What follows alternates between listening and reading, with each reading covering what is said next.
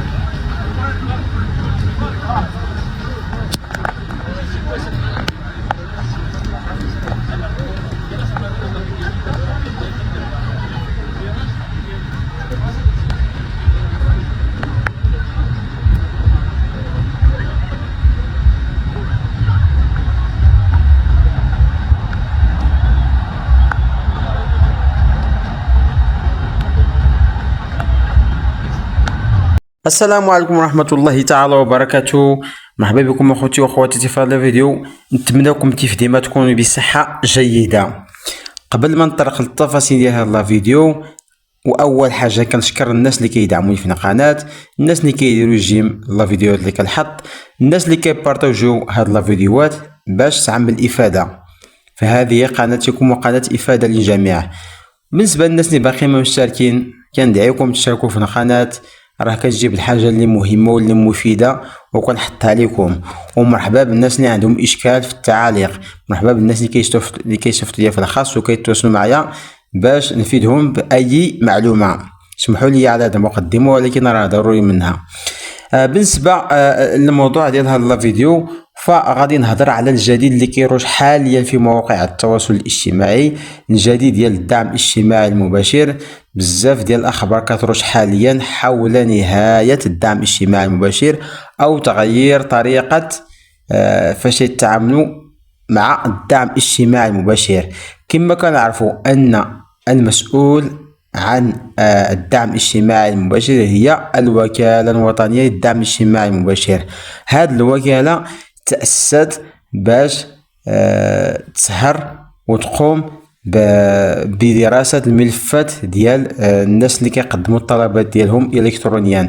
حاليا هي اللي كتدرس دوك الطلبات، وهي اللي كتقبل الطلبات بالنسبة للناس اللي كيصيفطوا باش يتسجلوا في الدعم الاجتماعي المباشر. وهذه الوكالة هي اللي كتوافق على هاد الناس ولا كترفض لهم الطلبات ديالهم. فمن بعد ما تأسست هذه الوكالة بزاف ديال الناس راه استفدوا من الدعم الاجتماعي المباشر، ولكن كاينين فئات اخرى ما استفدوش من هذا الدعم الاجتماعي المباشر، كيصيفطوا الكترونيا وما كيستافدوش، كيديروا الشكايات وما كيستافدوش من هذا الدعم الاجتماعي المباشر. لذلك اخوتي التغيير اللي كاين حاليا واللي غادي يكون ان شاء الله في الدعم الاجتماعي المباشر، فعوض ما تصيفط الوكالة تصيفط لها الكترونيا كتدخل المنصة ديال ICT، كتمشي كدير الشكاية وكتسنى واحد المدة باش يجاوبوك واش يقبلوا لك الطلب ولا يرفضوا الطلب، وكتكون بزاف ديال الوقت عاد تشوف واش يقبلوا لك داك الطلب، واش يحلوا لك داك المشكل ولا لا. حاليا اخوتي واخواتاتي هاد الوكالة بغاو يبدلوها وبغاو يأسسوا مكاتب محلية وجهوية في كل مكان، في كل مدينة دابا وفي كل مكان بغاو يديروا مكاتب محلية وجهوية. يعني كيكون عندك شي مشكل راه كتمشي لديك الوكالة وكتوجه نيت مع الاشخاص اللي مكلفين بالدعم، يعني كتحكي لهم شنو هو المشكل اللي عندك، وتا هما كيدرسوا واش بصح هذاك النيت كيستحق يستافد من الدعم ولا لا. يعني حاليا ان شاء الله اخوتي فاش يتأسسوا هاد المكاتب غادي يتصلحوا بزاف ديال المشاكل. الناس اي واحد عنده شي مشكل راه كيمشي لدوك المكاتب وكيطرح لهم داك المشكل ديالو، وهما كيدرسوا داك الطلب ويشوفوا واش يقبلوا ليه الطلب ولا لا. ماشي بحال قبل كتعامل الكترونيا كتصيفط داك الطلب ديالك كيبقى واحد المده في اطار معالجه كيدوز بزاف ديال المراحل عاد يجاوبوك واش غيقبلوك ولا لا.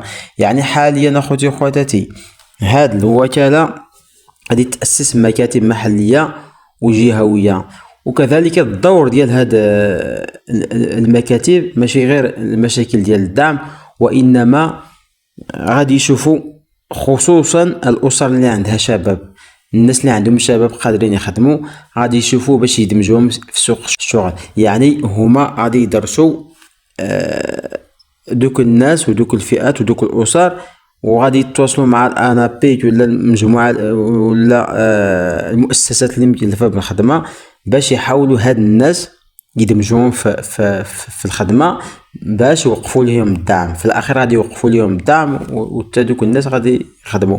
وكذلك الدور ديال هاد المكاتب غادي يشوفوا داك الدعم اللي كتعطيك الدوله واش كيستافدوا منه الابناء، واش كيقراو، واش مهم بزاف ديال الامور، واش عندهم التغطيه الصحيه، واش يستافدوا من مجموعه من الامور باش يراعيو هاد الفئات. يعني اخوتي وخواتاتي هاد المكاتب غادي تكون بلاصه ديال الوكاله، يعني عوض ما تبقى تصيفط الكترونيا غادي تمشي للمكاتب تمشي وتسوي الوضعيه ديالك.